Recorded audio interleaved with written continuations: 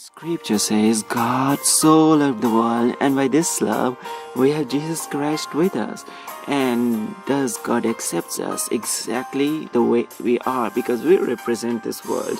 And Jesus Christ himself has said that he can judge people, but he has not come to judge but to fulfill us. And fulfillment, we all lack something, but God is here to fulfill us. God is not going to judge us, but God fulfill us.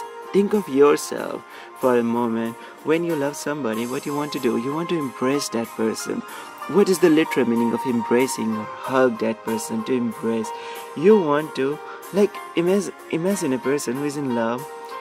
That person is embracing somebody, and before that he spreads his arm or her arm to embrace the beloved. And love is nature to embrace. Embrace means accept. We want to accept. Love doesn't want to change, because love doesn't need to change, because love is so powerful that when we are in love with somebody, we naturally get changed by that person. We naturally get embraced by that person. Love is powerful. Love is magnificent. When Jesus Christ met Mary Magdalene, Jesus just accepted her as she was, the moment she was, not what she will become. Go and change yourself, go your ways. Jesus accepted her the way she was. Exactly, this is the stage of love. How Jesus met Peter. Peter was a fisherman. Jesus accepted Peter exactly the way Peter was. Just Jesus changed the Peter from where he was to another level. Like he was a fisherman, Jesus accepted him as a fisherman, and he turns him into fisher of men. And Mary Magdalene was a person who was very much into the body consciousness, and Jesus leads her from body consciousness to the spirit consciousness, that when Jesus is crucified, and no disciple was able to see Jesus Christ again, but it was the Mary Magdalene who first saw Jesus Christ. She reached so high in the stage of a spirit. And such is the story of love. Love doesn't want to change you, because love doesn't need to change you. Love naturally change you. You reach to the world of love, and God accepts us exactly the way we are. And how can we explain the way of God? We cannot explain what exactly God is, because it's impossible for us to explain. Jesus says that only a person who has come from the God can explain to us what God is.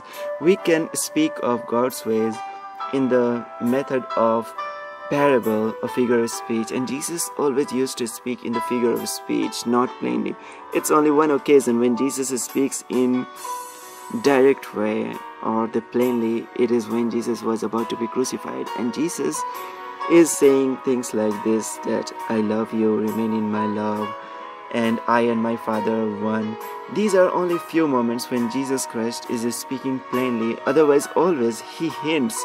He is not speaking directly. But even this time, when Jesus is speaking without any parable, even here Jesus Christ says that it will be too much for you to bear. And then Jesus stops speaking plainly, and he goes into the level of figure of speech. And after that, we find that Jesus again is speaking in parable or even silent. When Pilate, Jesus is facing trial, asked him, what is truth?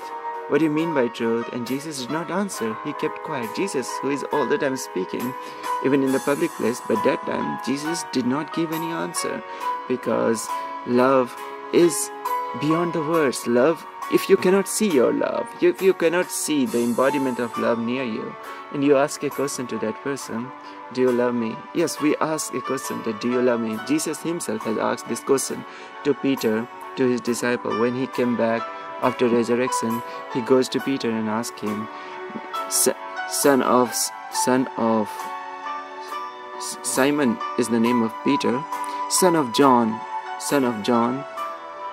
By this word, Jesus is addressing Peter and asking him, do you love me?